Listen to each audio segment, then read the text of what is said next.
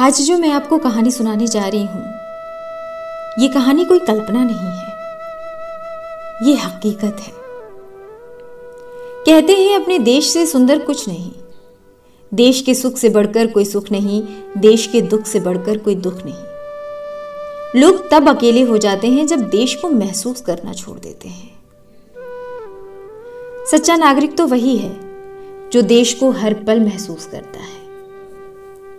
और देश को महसूस करने के लिए बड़ा आदमी होना या ऊंचे पद पर जाकर बैठ जाना कतई जरूरी नहीं है। और ये बात भी छिपी नहीं है कि ऊंचे पदों पर बैठे कई लोगों को देश कभी महसूस ही नहीं होता है।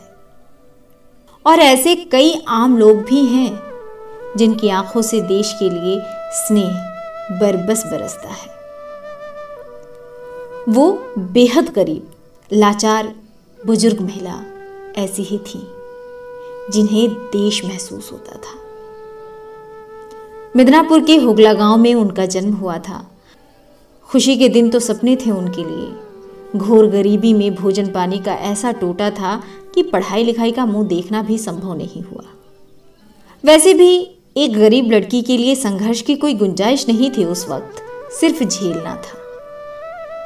बमुश्किल 16 साल की उम्र में उन्हें 61 साल के दूल्हे के हवाले कर दिया गया। वो जब तक विवाह का मतलब समझ पाती, उससे पहले 18 की उम्र में विधवा होने का दाग लग गया। और एक समय था जब विधवा होना किसी कड़ी सजा से कम नहीं था। ऐसा लगता था मानो जिंदगी ठहर गई हो। और हम सभी जानते हैं कि ठहरे हुए पानी का क्या होता है और उससे लोग कन्नी क्यों काटने लगते हैं।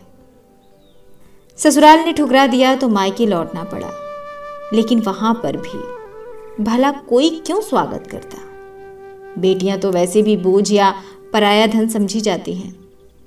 एक बार मायके से निकल गई तो फिर कैसे लौटेंगी। तो वो 18 वर्षीय युवती भी मायके लौटी, लेकिन अलग ही चूल्हा डेरा डालना पड़ा। छोटे मोटे काम, मजदूरी, खेती से किसी तरह गुजारा चलाया करती थी। लेकिन खास बात यह थी कि वो गांव की किसी की भी जरूरत तकलीफ में खड़ी हो जाती थी। खासकर बीमार और बूढ़ों की सेवा करते उम्र 60 पार कर गई थी। गांव वाले अक्सर चर्चा करते थे कि एक गांधी जी हैं जो देश को आजाद कराने में लगे हैं। तब आजादी का मतलब था अंग्रेजों के हाथों शोषण से छुटकारा। आम लोग भी ये मानने लगे थे कि अंग्रेजों को अब जाना चाहिए। लेकिन वो बुजुर्ग महिला सोचती थी कि ये तो बड़ी लड़ाई है, उसमें इन जैसे छोटों का क्या काम होगा। छोटों से अपनी जिंदगी के सुख दुख ही संभल जाएं, वही बहुत है। तब गांव से भी स्वतंत्रता सेनानियों का हुजूम निकलता था। वो दूर खड़ी बस देखती रहती थी। खैर, वो 26 जनवरी 1932 की सुबह थी। गांव से होकर एक रैली निकल रही थी। लोग सरकारी कार्यालय पर प्रदर्शन के लिए जा रहे थे। उन बूढ़ी महिला ने रैली को दूर से निहारना शुरू किया। काश कुछ और लोग होते, रैली बड़ी होती। बड़ी लड़ाई के लिए बड़ी रैली चाहिए ना। बड़ी रैली के लिए और ज्यादा लोग चाहिए। उनके मन में ये सवाल आया कि और ज्यादा लोग कहां से आएंगे। क्या लोग कहीं और से आएंगे? वो खुद क्यों खड़ी हैं? कब तक तमाशा देखती रहेंगी? वो खुद भी रैली में क्यों नहीं शामिल हो जाती? वो दूसरों से क्यों उम्मीद करती हैं कि कोई दूसरा उनके लिए लड़ेगा और उनके देश को अंग्रेजों से आजाद कराएगा? अचानक मन में आई सोच ने बुजुर्ग महिला को जगा दिया। वो सब काम छोड़ शंखनाद करती उस रैली में शामिल हो गई। उन्होंने महसूस किया कि दूसरों को भी अच्छा लगा कि एक और हमसफर बढ़ा। रैली को और मजबूती मिली। अक्सर ऐसा होता है, आम लोग सोचते रहते हैं कि हमारे करने के लिए क्या है, जबकि उन्हें अपने आसपास किसी बेहतर आंदोलन या प्रयास का सेवा की तलाश करनी चाहिए। इस देश के लिए तो करने को कदम कदम पर बहुत कुछ है। उस रैली में शामिल होने के बाद गरीब बूढ़ी महिला की किस्मत बदल गई। स्वदेशियों के साथ उठना बैठना बढ़ गया। समाज सेवा के साथ देश सेवा के तार सीधे जुड़ गए। गांधी जी का प्रभाव जीवन पर ऐसा पड़ा कि उन बुजुर्ग महिला मातंगिनी हुजारा को गांव के लोग गांधी बूढ़ी कहने लगे। उन्होंने पूरी तरह से स्वदेशी जीवन शैली को अपना लिया। आसपास जितने भी प्रदर्शन होते थे वो जाने लगी। इसी क्रम में जेल भी जाना पड़ा। लौटने पर जब लोग पूछते कि आप कहाँ गई थी, तो मातंगिनी पूरी सहजता से जवाब देती, तीरथ गई थी।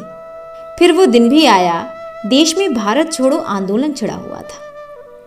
मातंगिनी कानून तोड़कर रैली में शामिल थी, भारत छोड़ो के नारे लगा रही थी। अंग्रेजों की निर्मम पुलिस ने उन्हें पहले बांह पर गोली मारी, लेकिन 73 वर्षीय गांधी बूढ़ी ना गिरी और ना ही झुकी। तब तक गोली सीधे ललाट पर आ लगी। वो गिरी, लेकिन देश का झंडा हाथों में ऊपर लहराता रह गया। ये कोई कल्पना नहीं है, ये उस वक्त की कहानी है जब हमारे देश में अंग्रेजों का शासन था और भारत छोड़ो आंदोलन छिड़ा हुआ था।